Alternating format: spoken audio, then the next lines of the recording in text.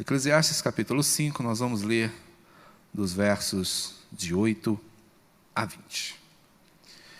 Você pode permanecer assentado, no entanto, eu gostaria que você me acompanhasse na leitura dessa passagem, que tem muito a nos ensinar nessa noite, tem muito a falar ao nosso coração, tem muito a nos dizer sobre como nós devemos lidar com algumas coisas. E a palavra do Senhor nos diz assim: se vires em alguma província opressão de pobres e o roubo em lugar do direito e da justiça, não te maravilhes de semelhante caso. Porque o que está alto tem acima de si outro mais alto do que o explora, e sobre estes há ainda outros mais elevados que também exploram. O proveito da terra é para todos, até o rei se serve do campo. Quem ama o dinheiro jamais dele se farta, e quem ama a abundância nunca se farta da renda. Também isto é vaidade. Onde os bens se multiplicam, também se multiplicam os que deles comem. Que mais proveito, pois, têm os seus donos do que os verem com seus olhos? Doce é o sono do trabalhador, quer coma pouco, quer muito, mas a fartura do rico não o deixa dormir. Grave mal vi debaixo do sol, as riquezas que seus donos guardam para o próprio dano. E se tais riquezas se perdem por qualquer má aventura, ao filho que gerou nada lhe fica na mão. Como saiu do ventre de sua mãe, assim nu voltará, indo-se como veio. E do seu trabalho nada poderá levar consigo. Também isto é grave mal. Precisamente como veio, assim ele vai. E que proveito lhe vem de haver trabalhado para o vento? Nas trevas comeu em todos os seus dias, com muito enfado, com enfermidades e indignação. Eis o que eu vi: boa e bela coisa é comer e beber e gozar, cada um do bem de todo o seu trabalho, com que se afadigou debaixo do sol, durante os poucos dias da vida que Deus lhe deu, porque esta é a sua porção. Quanto ao homem a quem Deus conferiu riquezas e bens, e lhe deu poder para deles comer, e receber a sua porção e gozar do seu trabalho, isto é dom de Deus. Porque não se lembrará muito dos dias da sua vida, porquanto Deus lhe enche o coração de alegria. Oremos. Pai bendito, muito obrigado. Nós te louvamos, porque a tua palavra está diante de nós. Cuidamos, ó Deus, em encontrar nelas vida eterna, plena, verdadeira.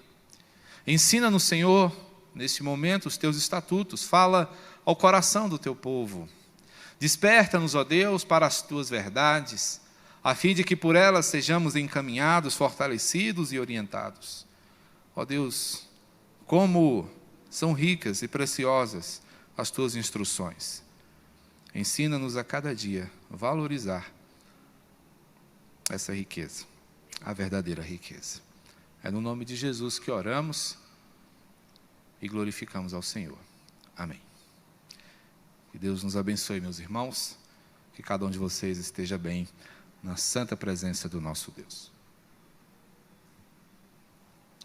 Conta-se que um sábio, um professor de estudo bíblico, disse uma certa ocasião: mais cedo ou mais tarde, Deus trará pessoas autossuficientes a um lugar onde não terão recurso algum a não ser Ele. E sem forças, sem respostas, nada a não ser Ele. Sem a ajuda de Deus, eles estão todos acabados. Esse é o momento em que muitas vezes nós nos encontramos, não é, com a nossa própria miséria. E depois disso, esse professor contou a história de um homem desprezado, que procurando o seu pastor, disse: olha, a minha vida está indo muito mal, pastor. Está muito difícil, está complicado, tudo que eu faço não dá certo, todos me abandonaram, eu estou muito mal. E o pastor perguntou: mas meu irmão, como assim muito mal? E ele então põe as mãos na cabeça assim: pastor, eu estou tão mal, só para o senhor entender, eu estou tão mal, eu vou dizer para o senhor, tudo que me restou foi Deus. Eu não tenho mais nada. Eu só tenho Deus. Aí o pastor, então, suspirou aliviado e disse: fico feliz. E posso garantir a você, meu irmão, que alguém a quem nada resta a não ser Deus tem mais do que o suficiente para uma grande vitória. Se você tem Deus, você tem tudo o que você precisa. Você tem a melhor companhia. Portanto, não se desespere. O que você perdeu não é tão importante quanto você pensa. Irmãos, a caminhada de Salomão se volta agora para as riquezas. Salomão sai do templo e agora vai ao banco, por assim dizer. Vai ao mercado financeiro. Vai observar como as pessoas lidam com os seus recursos. Vai observar como as pessoas controlam ou são controladas pelos seus bens, pelo seu dinheiro, pela sua riqueza. E o que ele percebe é desanimador. Porque ele olha mais uma vez e percebe que a opressão, a corrupção continuam fazendo parte da caminhada das pessoas. As pessoas continuam enganando umas às outras. E ele então chama a nossa atenção: olha, se você vir em alguma província, aqui é como se fosse um município, como se fosse uma prefeitura. Se você observar naquele lugar opressão de pobres e roubo de recursos, não te admires. É óbvio que ele não está aqui encorajando ou dizendo que isso não é uma coisa ruim, muito errada, um grave prejuízo, né? E por que não dizer, um terrível pecado. Mas o que ele quer dizer é que essa, infelizmente, é uma prática comum nos círculos humanos. Porque se há roubo de uma administração municipal, há também nas questões estaduais, nas questões nacionais, e por que não dizer mundiais. É isso que ele está dizendo aqui para nós, quando ele chama a nossa atenção para dizer: porque o que está em lugar alto tem acima de si outro mais alto que o explora, e sobre estes outros ainda mais altos que continuam a exploração. Então, a exploração sobre exploração. É como se ladrão roubasse ladrão constantemente. E ele vai dizer, olha, que quando há alguém que governe retamente, a bênção se torna generalizada, mas quando a coisa corrompe todas as frentes, o problema também se alastra. Então ele faz essa caminhada, essa observação, e ele obtém daqui algumas ricas reflexões. Chamo essas reflexões de ricas porque elas não apenas lidam com as questões pecuniárias, com as questões envolvendo as posses e as riquezas, como também vão nos ensinar grandes e preciosas lições que eu quero, de forma muito sucinta e breve, compartilhar com os irmãos. Ricas reflexões. E as ricas reflexões de Salomão vão nos ensinar três coisas importantes. E a primeira delas é que a corrupção ela é catastrófica. Salomão é capaz de reconhecer o perigo e o prejuízo causado pela corrupção.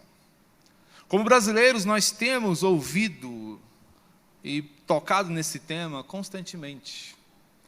Fala-se de corrupção o tempo todo.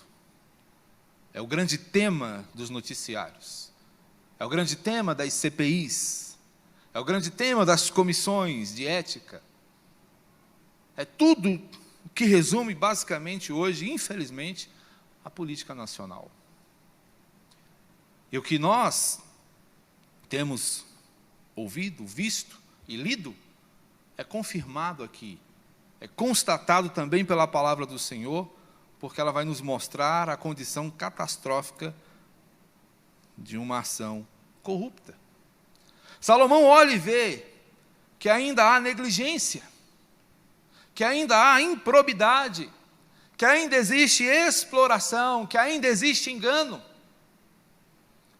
mostrando muitas vezes que a relação das pessoas com a sua riqueza, com o seu recurso, com o seu dinheiro, ainda é prejudicada.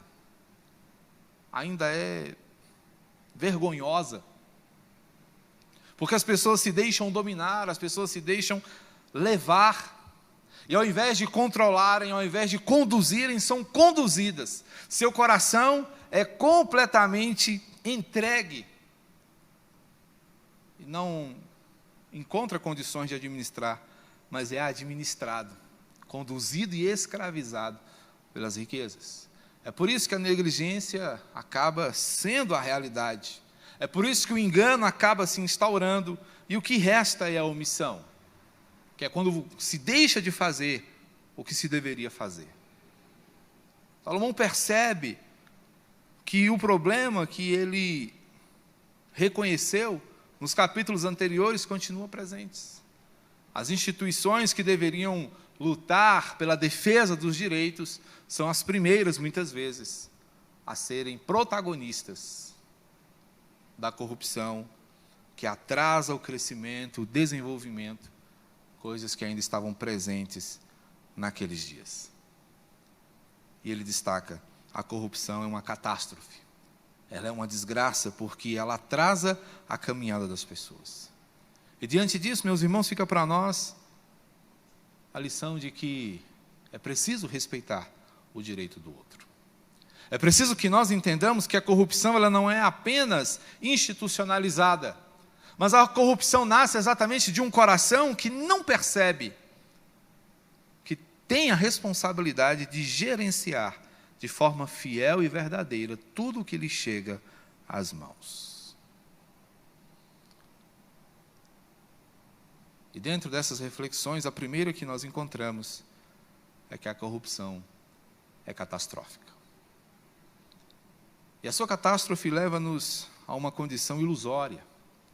E aqui nós vemos a segunda lição desta noite, porque Salomão vai nos mostrar que depois de se reconhecer a catástrofe causada pela corrupção, percebemos também que mergulhados numa vida cheia de ilusões, o desastre é o que nos espera. Logo, a ilusão é desastrosa.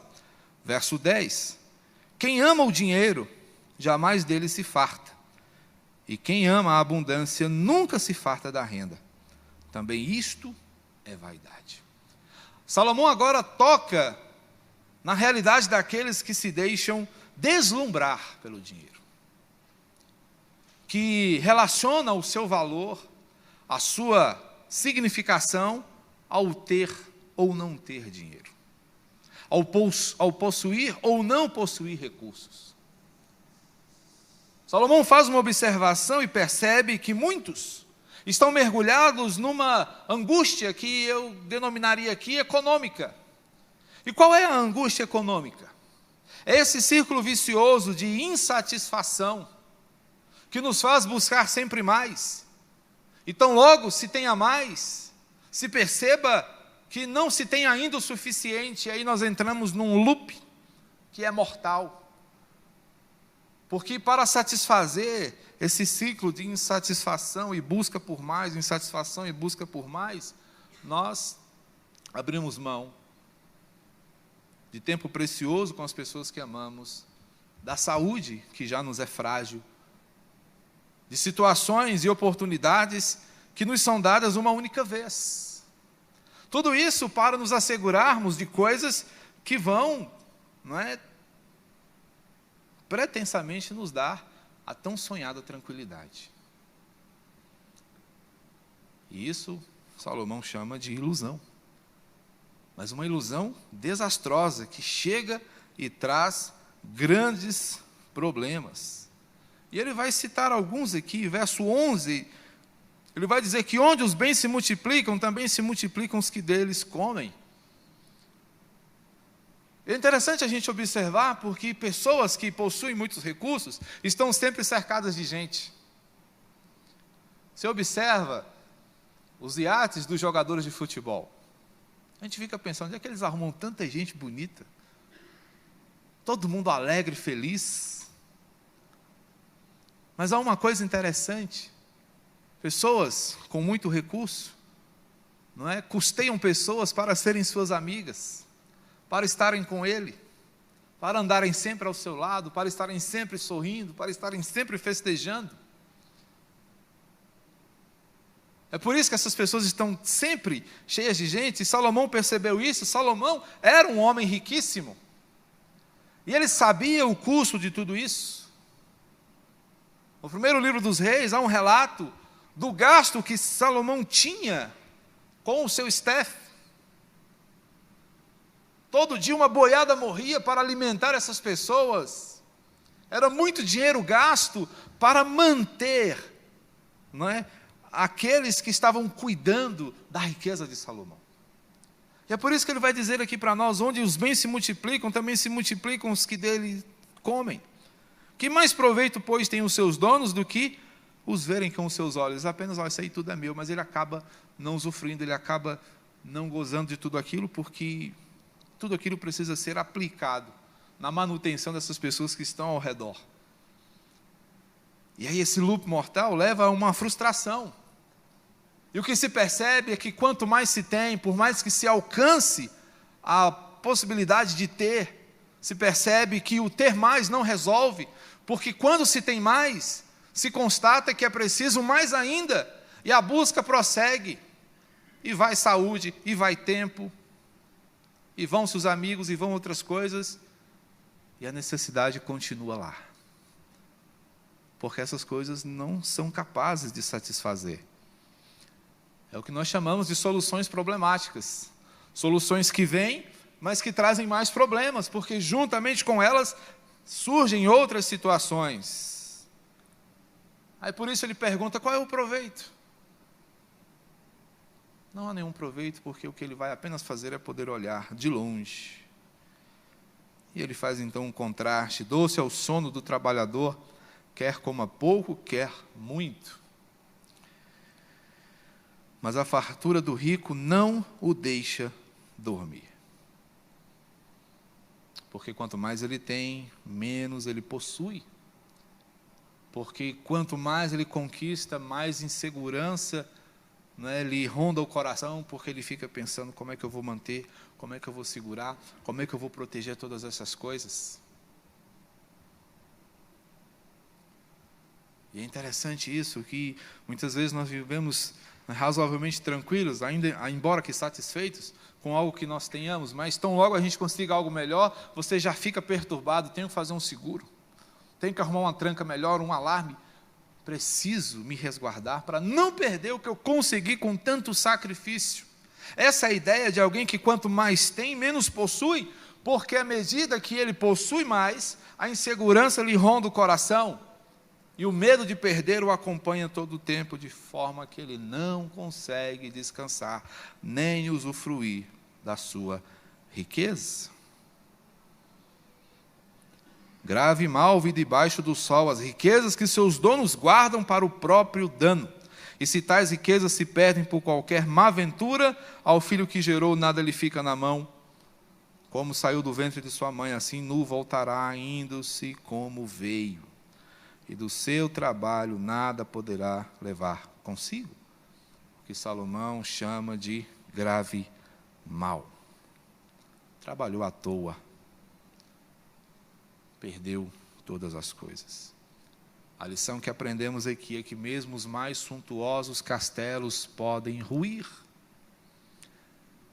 Mesmo as mais belas edificações podem cair. Mesmo as coisas que nós olhamos e nas quais nós acreditamos a nossa felicidade podem acabar.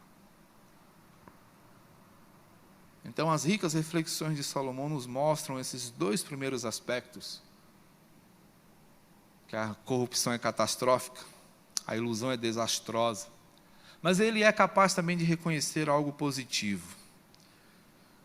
E depois de reconhecer a catástrofe e o desastre, ele também reconhece que a bênção de Deus é poderosa.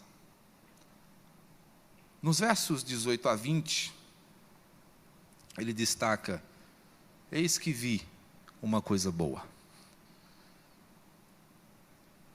E é boa e bela coisa comer, beber e gozar, cada um do bem de todo o seu trabalho com que se afadigou debaixo do sol.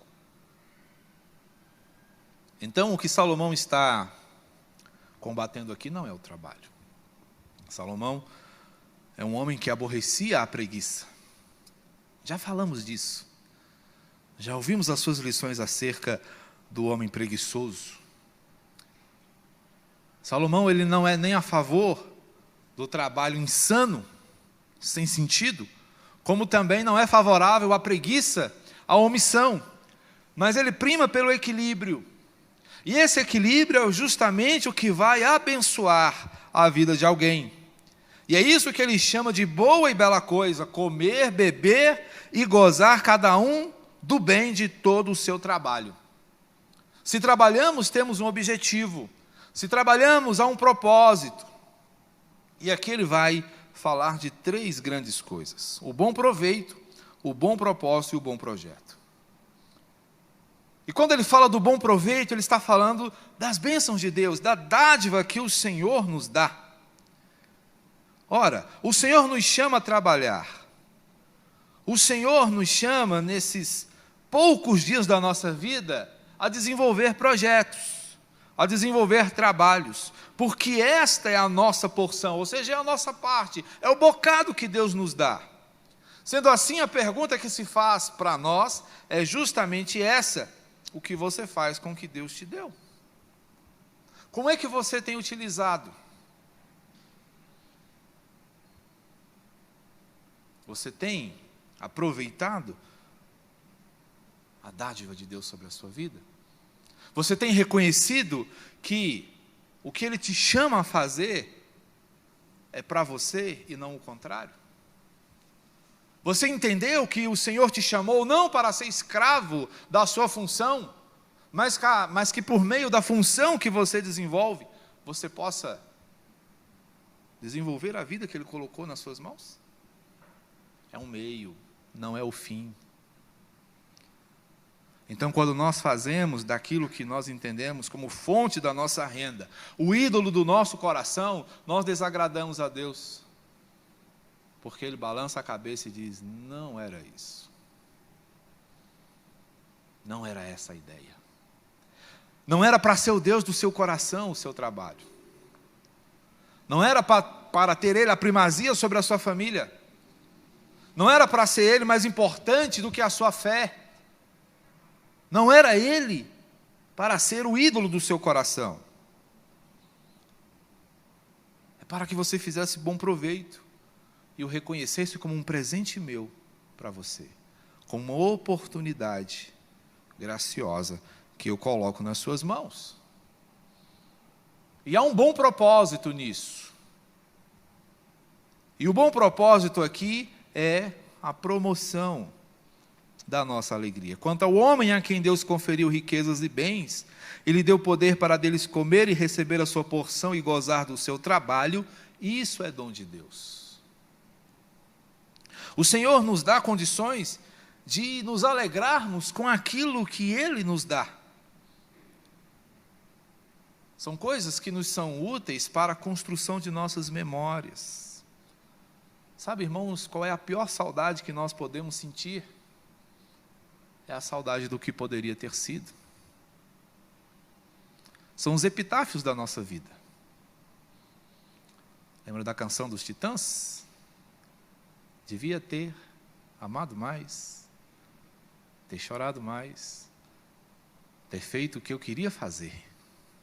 Mas muitas vezes, por causa da nossa obstinação, a gente não faz, a gente não vive, a gente não curte, a gente não conversa, a gente não aproveita, não vê os nossos filhos crescerem, não vê nem mesmo a mulher da sua juventude envelhecer.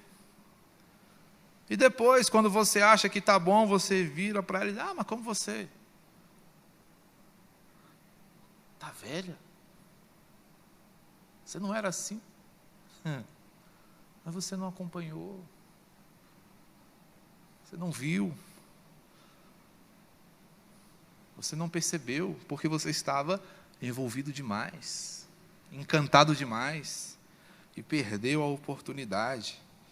E aí entra nessa, né, de saudade do que você ainda não viveu. Essa é a expressão de arrependimento mais triste que eu acho. É por isso que Moisés vai dizer lá no Salmo 90, verso 12, que nós precisamos receber do Senhor. Não é? Orientação, não é? Para considerar os nossos dias. É isso que significa. Ensina-nos a contar nossos dias para que alcancemos coração sábio. Contar dias aqui não é ficar pensando quanto tempo eu tenho, mas é considerar cada oportunidade como sendo importante e única. Então a oração do salmista é essa: ensina-me, Senhor, a considerar meus dias, a entender a importância deles e reconhecê-los como uma oportunidade única. Porque a oportunidade é hoje.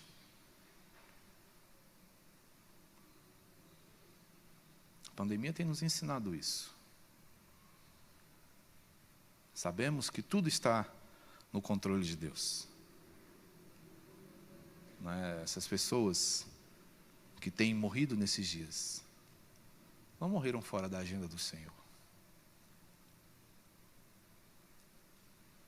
Não contávamos que seríamos privados de suas doces presenças por esta forma.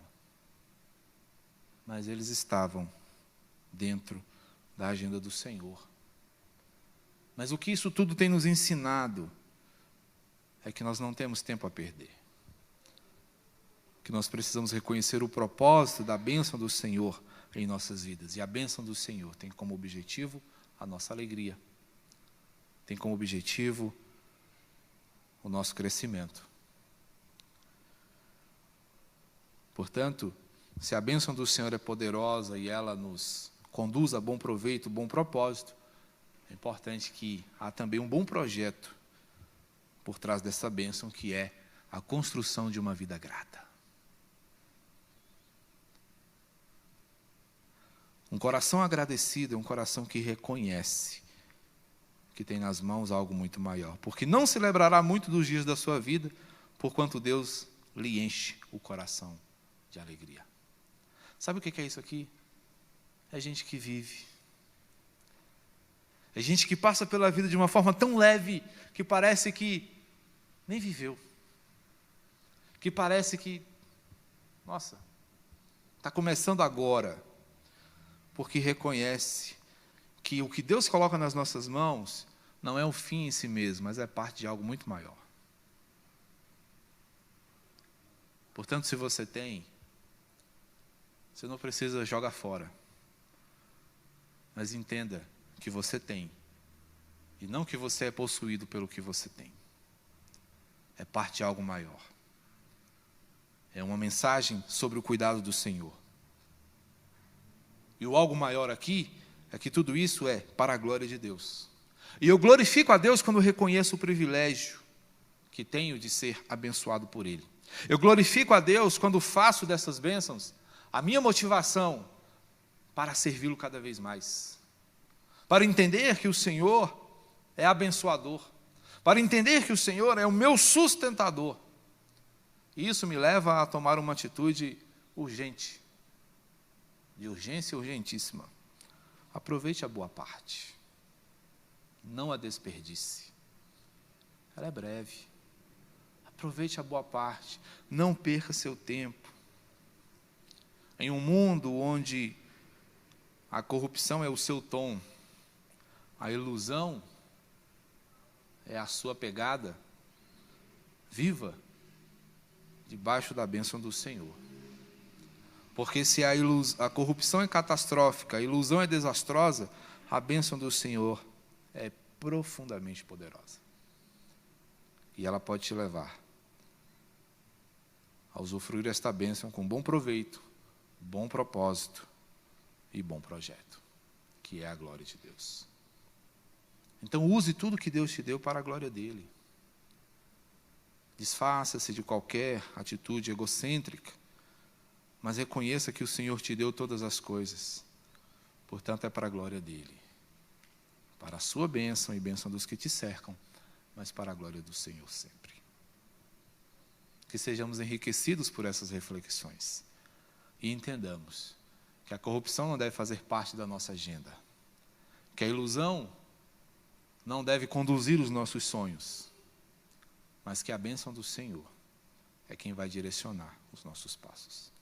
Amém? Vamos orar?